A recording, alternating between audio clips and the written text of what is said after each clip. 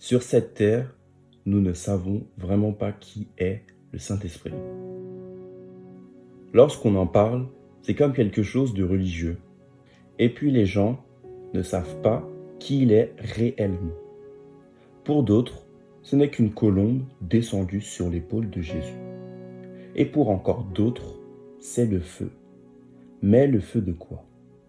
Ou alors le parler dans de nouvelles langues, mais il y a une chose qui est réelle pour moi, c'est qu'il veut devenir ton meilleur ami. Salut à tous, ici Plan de Vie, j'espère que vous allez bien. Donc aujourd'hui, on se retrouve pour une nouvelle vidéo où je vais vous parler du Saint-Esprit, de la personne du Saint-Esprit. Qui est le Saint-Esprit tout simplement? Donc en fait, ça m'est venu à l'idée de parler du Saint-Esprit parce qu'avec ma sœur, on a vu une amie et une sœur en Christ, que je salue bien sûr. Et puis on a eu cette conversation du Saint-Esprit et tout. Le Saint-Esprit, en fait, beaucoup d'entre nous, en fait, on l'interprète d'une façon. Saint-Esprit, bon, c'est lointain. Alors qu'en fait, c'est un cadeau de Dieu qui nous a donné pour que, en fait, la personne de Jésus, en fait, elle soit avec nous et elle est partout, dans notre corps en fait. Et du coup, elle est là pour nous en fait. Et aussi, j'ai remarqué que quand on parle du Saint-Esprit et tout, on a tendance à penser que c'est très religieux. Bon, c'est dans la religion, bon, il y a le Saint-Esprit et tout. Et puis voilà. Alors qu'en fait, il est plus important que ça. Ce que je veux dire, c'est qu'il a le rôle dans notre... En fait, le Saint-Esprit, on doit le placer au centre de notre vie dans tout ce qu'on fait en fait. Et c'est pas juste quelque chose de religieux, il fait partie de notre relation personnelle qu'on a avec Jésus. Le Saint-Esprit, c'est l'esprit de vérité, c'est l'esprit de Dieu.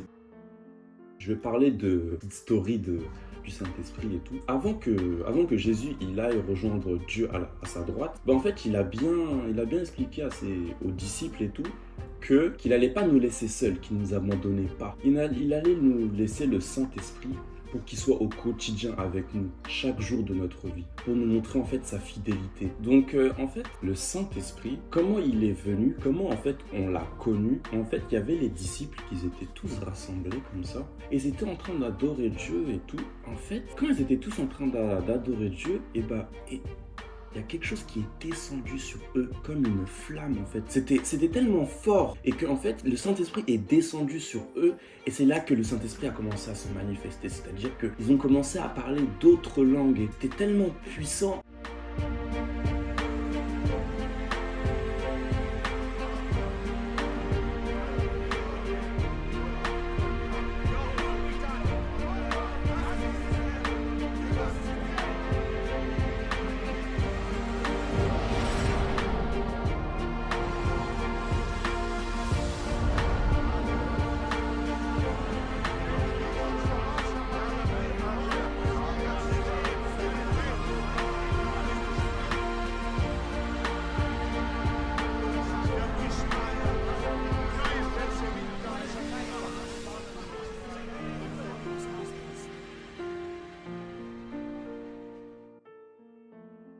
Le Saint-Esprit s'est manifesté et que maintenant, il est dans le corps de chacun d'entre nous qui obéissons à Dieu. Ce qui est vraiment incroyable avec le Saint-Esprit, en fait, ce qui est bien avec le Saint-Esprit, c'est que toute chose de mauvaise qu'on avait en nous, toute peur, toute appréhension, c'est lui qui prend contrôle. C'est-à-dire que avant, on pouvait avoir tendance à être timide parce qu'on allait toujours faire les choses de nos propres moyens. Genre, on allait toujours agir en tant que nous, êtres humains. Alors que maintenant, il y a le Saint-Esprit.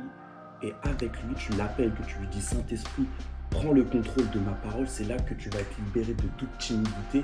Et grâce à lui, on a la maîtrise de soi. Il est très important dans notre vie. En fait, c'est l'élément phare qu'on ne doit pas négliger. Par rapport à la maîtrise de soi, si on est colérique, le Saint-Esprit, c'est lui qui va nous calmer. Aussi, grâce au Saint-Esprit aussi, on réussit. C'est-à-dire que dans nos épreuves pour le bac et tout, ou même pour toute épreuve, en fait, on passe pas l'épreuve seul. C'est-à-dire que le Saint-Esprit, il est en nous. Et dès que, par exemple, imaginons, on s'est bien préparé, on a bien récité et tout, toujours, les gars et les filles, toujours appeler le Saint-Esprit. C'est lui qui va nous faire tout retenir, c'est lui qui est avec nous. Et du coup, en fait, ce que le Saint-Esprit, il veut, c'est que vraiment qu'on le place au centre de notre vie. Il veut qu'on devienne son meilleur ami, en fait. Nous, on ne le sait pas, on est dans l'ignorance et bon, on entend dans la Bible et le Saint-Esprit descendit sur les apôtres. Bon, on se dit, ouais, enfin voilà, c'était avec les apôtres, mais pas avec nous. Et bien sûr que si, tu vois. C'est toujours d'actualité en fait avec le Saint-Esprit. Les dons aussi du Saint-Esprit, c'est toujours d'actualité. C'est pas comme si c'était rayé de la Bible. Enfin, les jeunes, nous les jeunes et tout. Et ben en fait, des fois, on est dans des situations où on n'est pas forcément compris aux yeux des hommes et tout. Alors que le Saint-Esprit, il souhaite qu'en fait on lui confie tout et que c'est lui notre meilleur ami, quoi. Et en gros, qu'avec lui, et ben qu'on lui demande en fait de l'aide par rapport à notre incompréhension pour qu'il nous oriente. C'est-à-dire, si par exemple, je sais pas, on sait pas, beaucoup de personnes vont nous reprocher que nous sommes une personne qu'on n'est pas, c'est-à-dire qu'on s'énerve tout le temps, on nous ressort tout le temps les côtés négatifs, qu'on demande au Saint-Esprit qu'il oriente notre prière et que Dieu nous montre en fait qu'est-ce qui ne va pas. Je prends aussi un autre exemple. Quand vous êtes dans une situation que vous avez honte de l'exprimer à vos parents, ou même que pour vous, en fait, vous êtes dans une incompréhension, que vraiment vous êtes perdu. Et que bon, ce que vous avez en tête, vous ne voulez pas le dire. Dites-le au Saint-Esprit. Parce que lui seul, il comprend votre situation. Même si c'est une situation dans votre tête qui est grave et que vous ne voulez pas le dire à vos parents pour ne serait-ce, je ne sais pas quelle raison, dites-le au Saint-Esprit. Parce que lui, il va vous aider et il va vous orienter dans la prière qu'il souhaite que vous dites à Dieu. Comme ça, le problème sera résolu. Donc là aussi, avec le Saint-Esprit, bon, il y a beaucoup de choses, hein, quand vous l'avez accepté dans votre vie, il y a beaucoup de choses qui vont se manifester. Là, je vais parler des dons de l'Esprit. C'est-à-dire que dans les dons de l'Esprit, on peut avoir le parler en langue. Parler en langue, c'est quoi? Bon, je vais expliquer vite fait. En fait, le parler en langue, c'est quoi? C'est la manifestation du Saint-Esprit. C'est-à-dire que vous parlez directement à Dieu. C'est-à-dire qu'en fait, votre intelligence, elle est coupée. C'est-à-dire que vous réfléchissez plus. Tous les mots que vous sortez, c'est le Saint-Esprit en fait qui parle.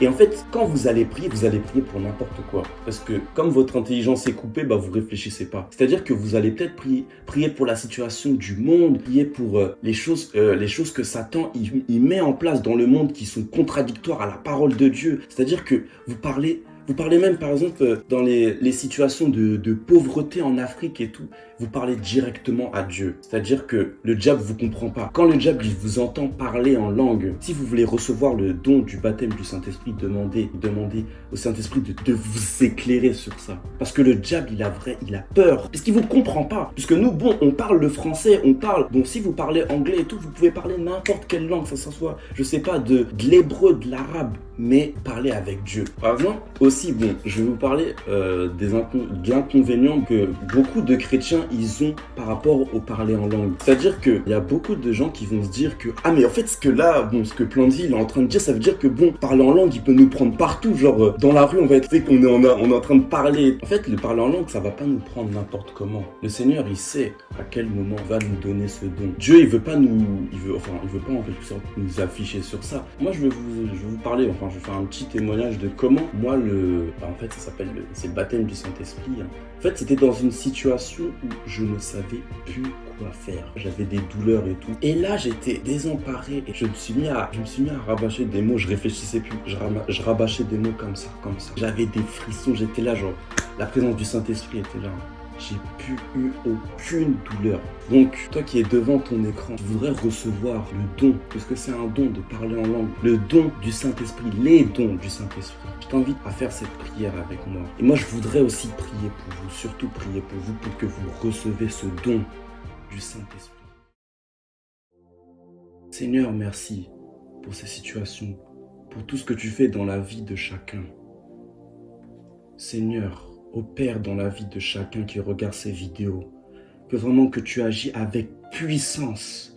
Que vraiment qu'ils ont les dons de ta parole, du Saint-Esprit. Du parler en langue, manifeste-toi dans leur vie. Manifeste-toi dans la vie de chacun. Que leur relation avec toi qu'ils développent ne fasse que s'accroître.